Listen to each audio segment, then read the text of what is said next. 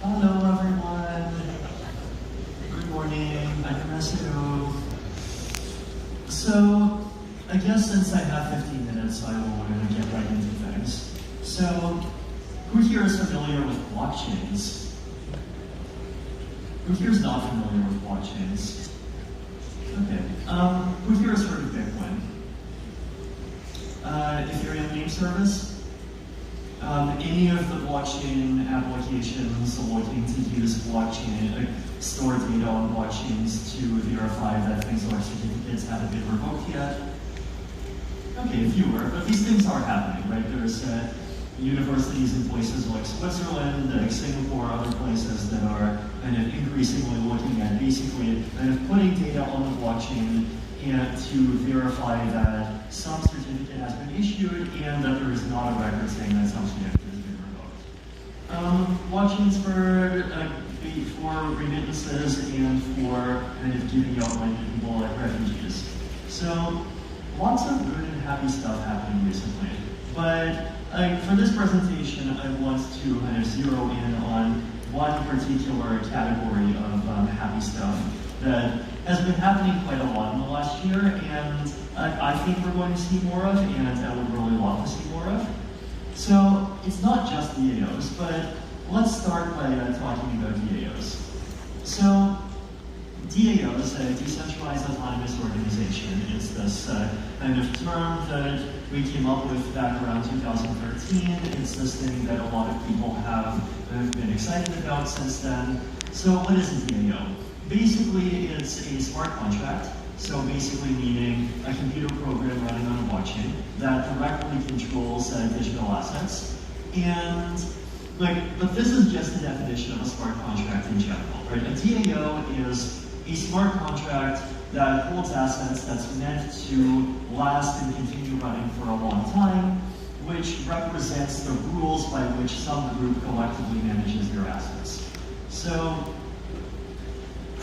this DAOs could be used for many things, right? It could be used to run decentralized grant-giving organizations. They can be used to run decentralized investment funds. They can be used to govern the parameters of some decentralized organization. They can be used for lots of things. Now, who here has heard of the very first DAO, VDAO? So, as we know, this experiment turned out to be a lot bigger than we expected, and then it turned out to fail a lot more quickly than we expected. And back in 2016, the technology behind blockchains, the technology behind smart contracts, writing code was still kind of very immature, and people hadn't yet kind of thought hard about game theoretic issues, about reentrancy attacks, about how to write secure smart contracts safely. And this proved to be a big learning experience that led to a huge amount of improvements in things like the Solidity language and the Viper language, many tools, best practices around how people use and write smart contracts.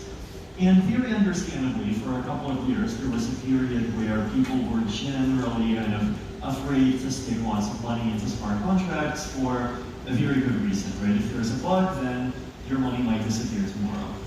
Now, over the last year, we've been starting to see this kind of DAO and smart contract renaissance, right? Like we have over $200 million inside of MakerDAO. We have things like Aragon that are developing more and rising to prominence more. We see the Moloch DAO, which is a DAO within the Ethereum ecosystem that is basically coordinating donations to public good projects that benefit the ecosystem.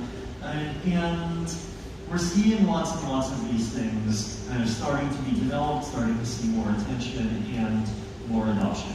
Right? So a lot of people are using DAOs, but it's not just DAOs. So let's talk about the rules. Right? So any kind of formalized institution that we have today. So we have a lot of institutions that are informal as well, but we have many institutions that are formal. So money, corporations, political systems, even like social media, like Reddit and Twitter, I call it a formal institution. You write things, you get points, you get upvoted, you get downvoted, you get karma, yay. And we have like basically what formalized institutions can be described as some set of rules that define how individual actions affect some common shared state. So if we look at money as a formalized institution, for example, it is basically a database, right? Money is a database that has one rule for how you update it. And the rule basically says, if the number beside my name is like some value, like X, then I have the ability to, at any point, reduce my value to some number Y that's between 0 and X. So I can shrink my balance, and at the same time, I can increase some other person's balance by basically the same amount by which I've decreased my own. Right? So you have the kind of zero-sum rule. Whatever amount I lose is the amount someone else gains. Whatever amount I gain is the amount someone else loses. And you also have this can't go below 0 rule. So money basically just is this kind of system that has a state and that has rules for how individuals can update it. Corporate governance. 4 of 7 people can vote to make a decision. When you have a meeting, 2/3 quorum must be present. Decisions must be published for 1 week. Blah blah blah blah blah. You know, there's lots of kind of rules that you can have in how corporations govern themselves. And this is also an institution, and it defines a kind of mechanism by which the actions of individuals can come together and create actions that represent actions taken by the corporation. And it is an institution the same way. Social media voting. If I have an account, I can increase the score of someone else's post by 1. If it's Reddit, I can also decrease the score of someone else's post by 1. I can make my own posts and their score start at 1. So all of these things are different kinds of systems of formal rules that kind of help people cooperate. And much of our ability to organize in large groups is based on mechanisms of this type, right? So if you have a smaller group, so maybe less than about 150 people, like kind of commonly cited Dunbar's number, then you can generally kind of do what you want with informal mechanisms, but once you go above that, and once a large portion of interactions are between people who don't directly know each other, then the formal systems can really help to kind of guide and align people's behavior toward shared objectives. Now, what blockchains do is they create room for kind of rapid experimentation, building, deployment, and innovation for mechanisms of this type, right? Like formal systems of rules in general. And these mechanisms can be used for lots of things. They can be used to reward contributions to public goods. They can be used to decide how to allocate some limited resource. They can encourage economic activity between participants, govern systems and resources other than coins, like domain name systems, for example.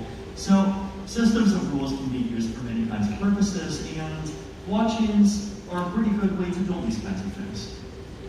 So let's look at ENS. ENS is the decentralized domain name system on top of Ethereum. Now, if we look at ENS more closely, what you see is that what ENS is it's this fairly complex system of smart contracts that live on the Ethereum blockchain that manage things like registering domains. So if some domain has not been registered, then I have the right to register it. Transferring domains. If some domain is assigned to me, I have the right to change the assignment to someone else. And expiring domains. If the fee has not been paid, then the domain expires, then someone else can register it again. And ENS also includes a very simple kind of proto-DAO, basically just a multi-sig kind of 4 out of 7 people for managing upgrades. Right, so ENS itself, this system for managing the .eth domains inside of Ethereum, is itself a decentralized blockchain-based institution that's very non-trivial in its complexity, and it is being used in practice today. Moloch now, so this is this DAO for funding public good projects in the Ethereum ecosystem. And Moloch now, of course, being named after the rationalist god god of coordination failure, who was in turn named after the Canaanite god of child sacrifice. And Moloch DAO is basically kind of about overcoming Moloch, right? It's about kind of stopping us from kind of self-destructively doing things that are bad for each other and encouraging us to do things that are good for each other. And in this case, this means kind of collectively funding public projects that benefit the Ethereum ecosystem altogether. Moloch DAO has this unique mechanism called rage quit, and the idea here is basically like, what if the Moloch DAO gets taken over, 51% attacked by some set of malicious actors? Then, if you have participated in Moloch DAO, then you at any time have the ability to basically take your share of Moloch DAO's resources and kind of pluck them out, and just take your share and go away and do something else with it. And so this way, if you have a 51% attack and you try to attack Moloch DAO, then you're not going to actually be able to grab control of other people's money. So this is one kind of innovative and really nice mitigation against what's really a kind of big and fundamental problem in corporate governance.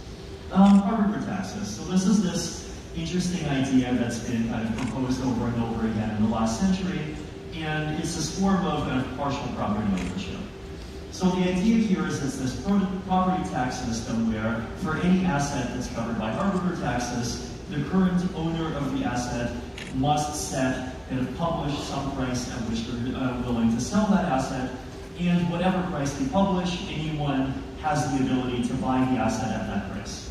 Now, why not just set the price to infinity? Well, basically because whatever the price is that you set, that's the price on which you have to pay a property tax. So whatever amount you set, that's the amount by which you have to pay, say, 1 to 5% of that amount every year.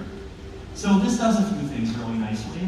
I mean, one is it can raise ongoing revenue that could be used to fund these other public projects. Another thing is it also does this without requiring a centralized mechanism to figure out how valuable everything is. And the third thing is it also mitigates some monopoly problems and increases market efficiency, because like if you have something that it turns out to be much more valuable than expected, then it encourages you to set prices that are kind of lower, and so increase the chance that objects go kind of become used by whoever actually can use them to create the most value.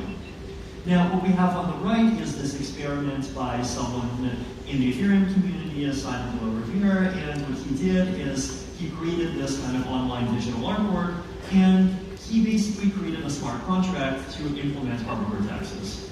So right now, whoever owns the thing set a price of 240 ETH, and he basically has to pay 12 ETH per year to kind of keep ownership. And at the same time, if you want to buy the thing, then you can go ahead and pay 240 ETH right now, and then you're free to set your own price for it. Badges. So another kind of more social incentivization. So the idea here is it's an on-chain, non-transferable token and it's certifying that you did something. Could certify that you attended a conference, could certify that you donated to charity, could certify that you contributed to open source software. This over here is a picture of a PPAF, that's this kind of decentralized Twitter clone. And one of the nice features that they have is this kind of badge system where if you donate $25 to the Against Malaria Foundation, then you get a nice little mosquito picture beside your profile. Yay!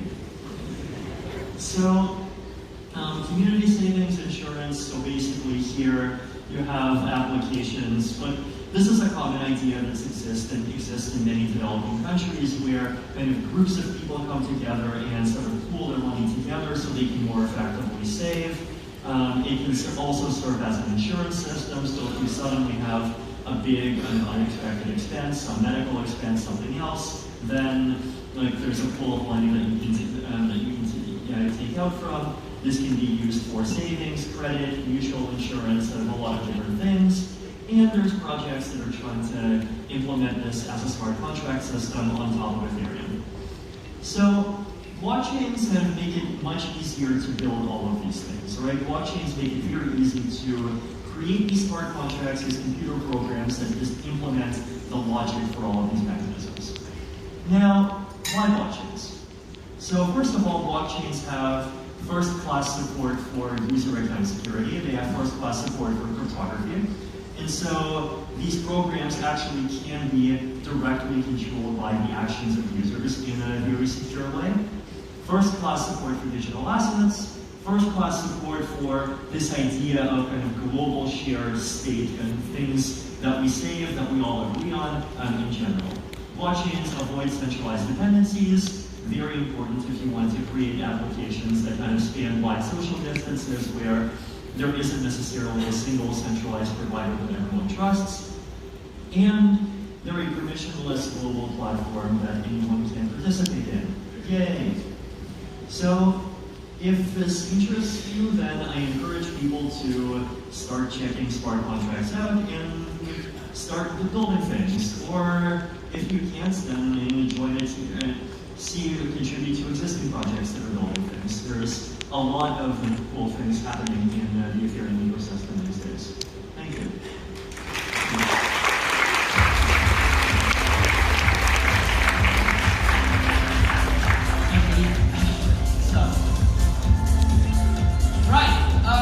Next up, we have